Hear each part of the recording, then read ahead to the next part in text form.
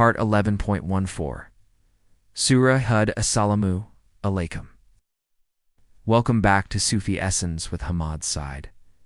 The narrative of Prophet Hud, peace be upon him. The Odd now reaches its dramatic climax, a final chilling confrontation between worldly arrogance and absolute spiritual surrender. I'm arrogantly challenged the Prophet to bring forth a clear sign.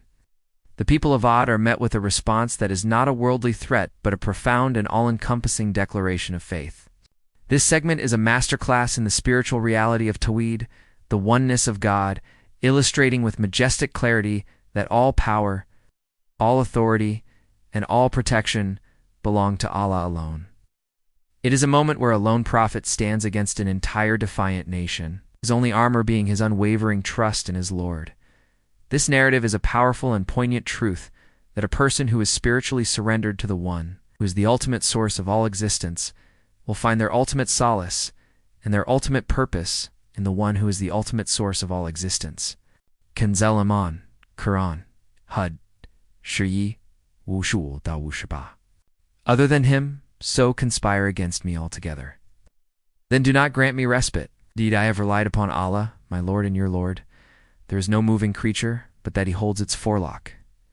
Indeed, my Lord is on a straight path. But if you turn away, then I have conveyed that with which I was sent to you. My Lord will substitute a people other than you, and you will not harm him at all. Indeed, my Lord is, over all things, a guardian. And when our command came, we saved Hud and those who believed with him by a mercy from us, and we saved them from a harsh punishment. The verses open with a profound and emotionally charged divine challenge from Prophet Hud, peace be upon him, a statement that redefines the very essence of a prophet's spiritual station. Other than him, so conspire against me altogether, and do not grant me respite. This is not a worldly boast, but a magnificent and all-encompassing declaration of a prophet's profound and unending spiritual certainty in the One who is his ultimate protector. The words conspire against me altogether are a powerful and unsparing indictment of the spiritual heedlessness that can prevent a person from finding their ultimate solace and their ultimate purpose in the One who is the ultimate source of all existence. The spiritual reality is that our worldly blessings are a test, and our worldly trials are a test.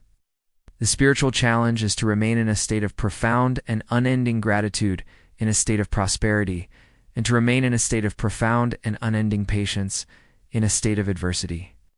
The verses then offer a magnificent and all-encompassing commentary on the nature of prophetic revelation.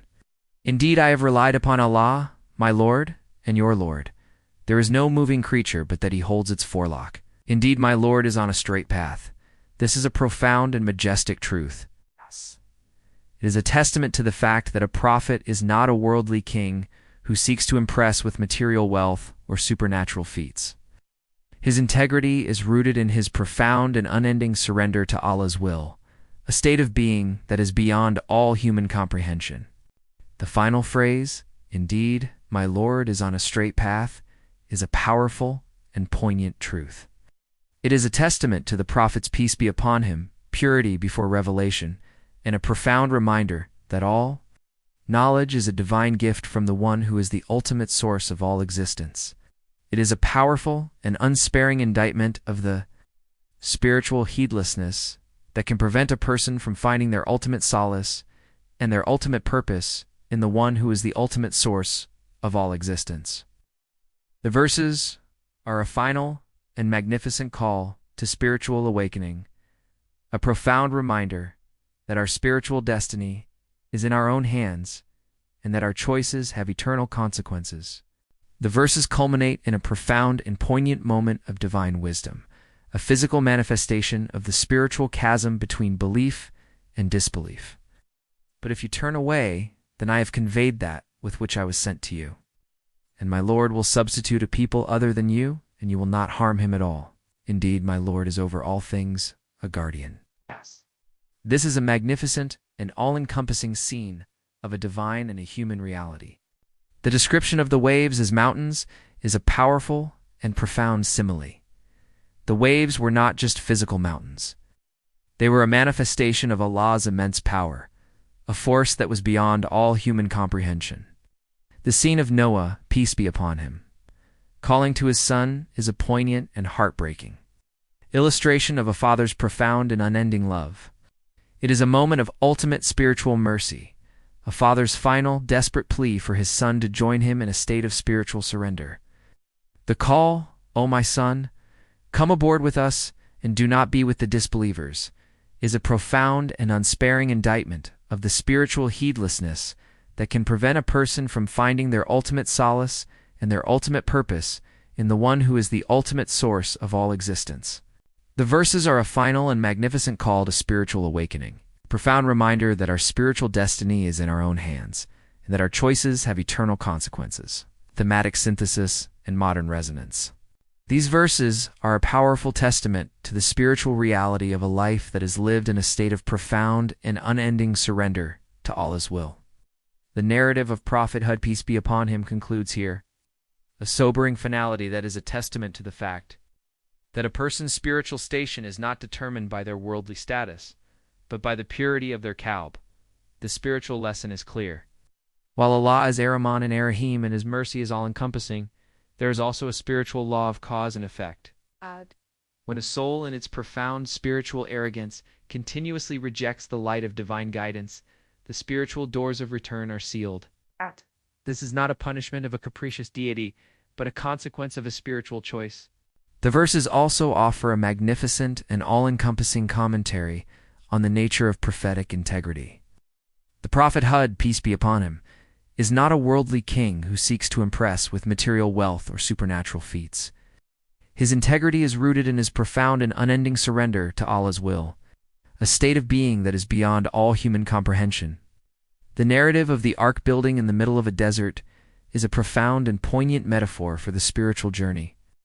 It is a journey that is guided by a profound and unending spiritual certainty in the one who is the ultimate source of all existence. It is a journey that is guided not by worldly logic, but by the light of divine guidance. The final, powerful rebuke from Allah serves as a poignant reminder that while a worldly person may ridicule a spiritual person for their adherence to the truth, the ultimate reality is that the spiritual person is in a state of unending communion with the divine. The spiritual reality is that a life that is lived in a state of spiritual heedlessness is a life that is spiritually worthless. The verses are a final and magnificent call to spiritual awakening, a profound reminder that our spiritual destiny is in our own hands, and that our choices have eternal consequences.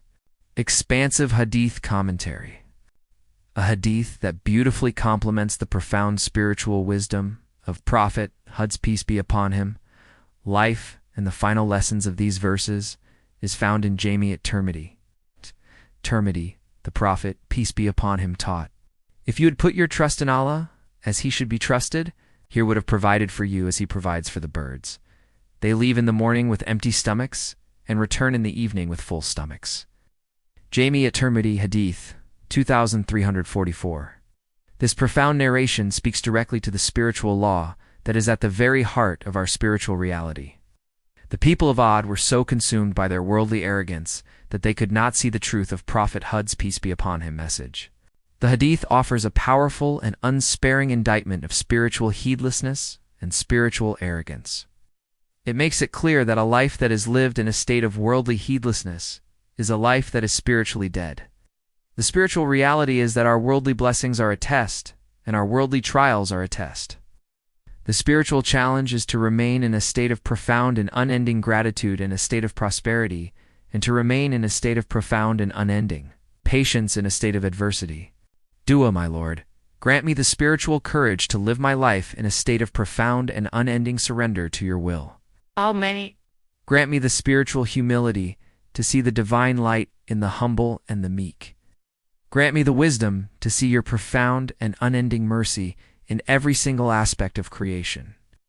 Grant me the spiritual strength to live my life in a state of profound and unending patience, and grant me a final abode in your presence, where all worldly sorrow is replaced by an eternal and unending communion with you, O Ar-Rahman and Ar-Rahim. May Allah illuminate your heart and mind with the light of this divine ilm. May He make your channel a beacon of guidance for all who seek spiritual clarity and truth. May your efforts be a source of immense reward, and may you be granted the highest stations of paradise. May the peace and blessings of Allah always be upon you and your loved ones. May He grant you unwavering steadfastness on the path of truth, and may your work be a testament to His magnificent names, Ar-Rahman and Ar-Rahim. Amin.